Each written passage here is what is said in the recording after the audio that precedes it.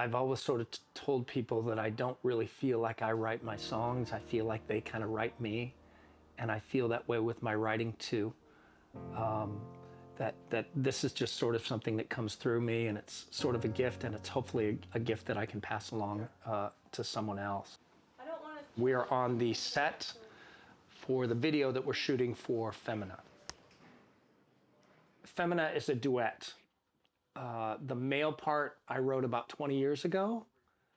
I wrote it when I was going through my own stuff. I was in therapy. I had flashback stuff coming up around my past. And so this was about a fictional feminine character who was struggling about whether or not to talk about her sexual assault.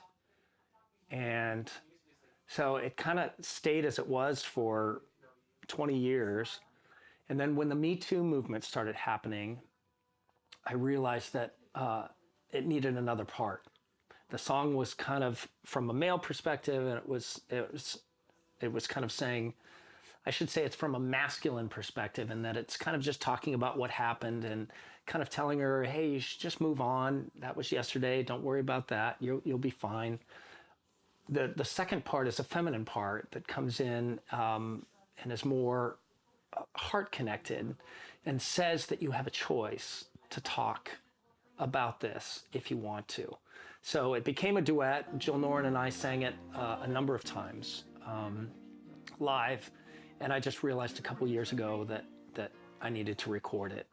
So I've known for the last couple years that we were going to record it, and I was kind of waiting on some money to do so, and that happened this year, but a little bit differently than I had planned. This song is especially meaningful to me because my mom was sexually assaulted when she was in college. She was at a party and was sexually assaulted by a man, and she kept silent about it for 40 years. She told no one. And I got a letter from her about 10 or 15 years ago that said, here's what happened to me. I've never told anybody. I just told your father earlier this week. And I remember just kneeling by my bed reading it with so many feelings coming all at once, but also really seeing that my life, so much of my childhood made sense. I realized some things about my mom that I always sort of knew but didn't really understand. So recording this song for me and putting it out there is deeply meaningful to me. And the serendipity of this thing is that she died a few months ago. She lost a battle to cancer. And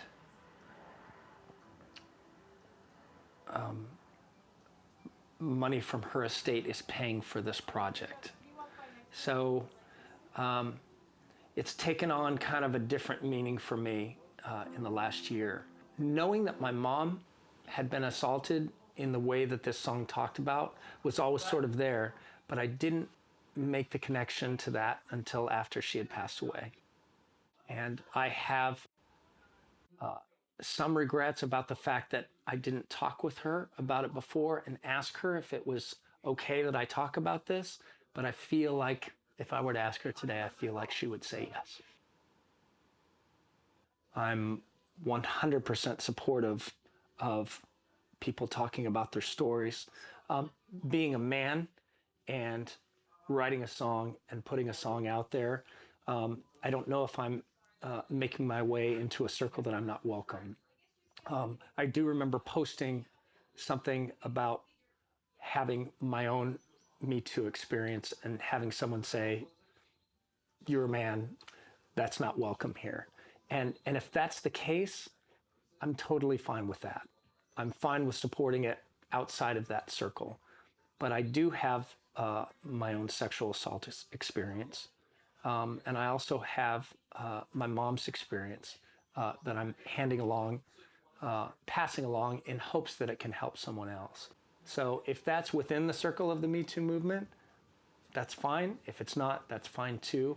But I feel like this is a song that hopefully represents what's going on right now, which is an awareness that wasn't there before, at least a collective awareness, and the hopes that talking about that can help people.